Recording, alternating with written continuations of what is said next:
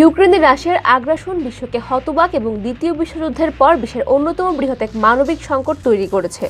শুধু তাই নয়, আন্তর্জাতিক রাজনীতির অন্যতম প্রভাবশালী ব্যক্তি ভ্লাদিমির পুতিনকে নিয়ে এসেছে আলোচনার কেন্দ্রে। কয়েক দশক ধরে রাশিয়ার শীর্ষ ব্যক্তিত্বে রয়েছেন তিনি, যার উপর পশ্চিমারা সর্বদা সতর্ক দৃষ্টি রেখে আসছে। কিন্তু ইউক্রেনে তার যুদ্ধ শুরুর সিদ্ধান্ত, বিশেষ করে 21 শতকে এসে এই ধরনের যুদ্ধ বিশ্বের সব ঝানু কূটনীতিক এবং নীতি নির্ধারকদেরও অবাক করে দিয়েছে। পুতিন সবসময় তার ব্যক্তিত্ব এবং অতীতের রুশ দুর্ধর্ষ গোয়েন্দা সংস্থা কেজিবির কর্মকর্তা হিসেবে বিশ্বকে কৌতূহলী করে তুলেছেন। মার্কিন সাময়িকী ফরচুনের তথ্য অনুযায়ী রুশ প্রেসিডেন্ট ভ্লাদিমির পুতিন বার্ষিক প্রায় $1,40,000 বেতন পান।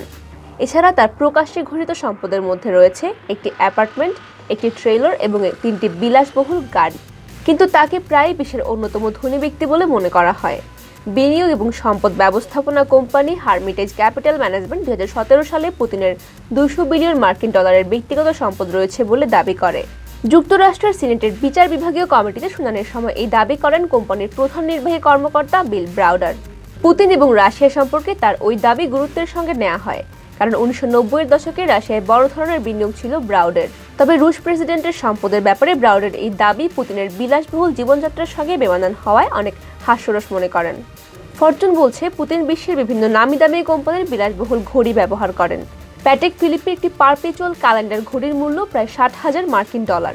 এছাড়া ল্যাঙ্গে ও সোহনি টুবোগ্রাফের একটি ঘড়ির দাম প্রায় $5,00,000। উভয় ঘড়ি ব্যবহার করেন রাশিয়ার প্রেসিডেন্ট ভ্লাদিমির পুতিন। এখন থেকে 10 বছর আগে রাশিয়ার বিরোধী গোষ্ঠী সোলিডিটির প্রকাশিত একটি ভিডিওর ভিত্তিতে মার্কিন সংবাদ মাধ্যম এবিসি নিউজ একটি প্রতিবেদন প্রকাশ করেছিল। সেই প্রতিবেদনে বলা হয়, পুতিনের সংগ্রহে $7,00,000 মূল্যের বিলাসবহুল ঘড়িও আছে, যা তার বার্ষিক বেতনের 6 গুণ বেশি। এছাড়া পুতিন কৃষ্ণ সাগরের তীরবর্তী 1,90,000 বর্গফুটের একটি বিলাসবহুল ম্যানশনের মালিক বলে দাবি করা হয়, যার ছাদে বসে দেখা যায় কৃষ্ণ সাগর। তার সম্পদের মধ্যে আরও রয়েছে ফ্রেস্কোড সিলিং, গ্রিক দেবতাদের মূর্তি সম্বলিত মার্বেল পাথরের তৈরি সুইমিং পুল, স্পা, একটি অ্যাম্ফি থিয়েটার, একটি অত্যাধুনিক আইস হকি রিং, ভেগাস ধাঁচের ক্যাসিনো এবং নাইট ক্লাব।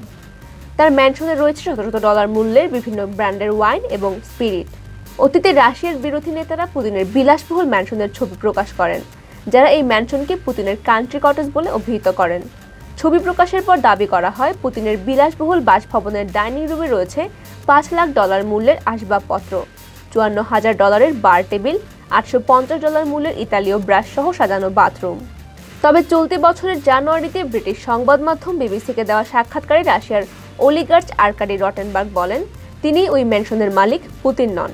কৃষ্ণ সাগরের তীর ঘেঁষা ওই ম্যানশন ছাড়াও 69 বছর বয়সী রুশের প্রেসিডেন্ট আরও 19টি বিলাসবহুল বাড়ি, 700টি গাড়ি, 58টি বিমান এবং হেলিকপ্টারের মালিক বলে গুঞ্জন রয়েছে।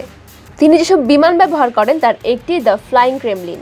এই বিমান তৈরিতে ব্যয় হয়েছে $716 মিলিয়ন, যেখানে রয়েছে স্বর্ণের তৈরি একটি টয়লেট। ব্রিটিশ দৈনিক গার্ডিয়ান ইতালিতে থাকা 140 মিটার দীর্ঘ 6 তলা বিশিষ্ট একটি বিলাসবহুল ইয়টের ছবি প্রকাশ করেছে। এই ইয়টের মালিকও পুতিন বলে ধারণা করা হচ্ছে। শেহেরজাদে নামের এই ইয়টের মূল্য প্রায় $700 মিলিয়ন। ইতালির তুস্কান উপকূলের মেরিনা ডি ক্যারেরা শহরের বন্দরে এটি নোঙর করে রাখা হয়েছে। গার্ডিয়ান বলছে, এই ইয়টে একটি স্পা, সুইমিং পুল, 2টি হেলিপ্যাড, কাঠ পোড়ানোর অগ্নিকুণ্ড এবং একটি পুল টেবিল রয়েছে। মঙ্গলবার ইতালির সংসদে দেওয়া ভাষণে ইউক্রেনের প্রেসিডেন্ট ভ্লাদিমির জেলেনস্কি পুতিনের ওই ইয়ট জব্দ করতে দেশটির প্রতি আহ্বান জানিয়েছেন। প্রচুর সম্পদ থাকা সত্ত্বেও পশ্চিমারা পুতিনের বিরুদ্ধে নিষেধাজ্ঞা আরোপ করেনি।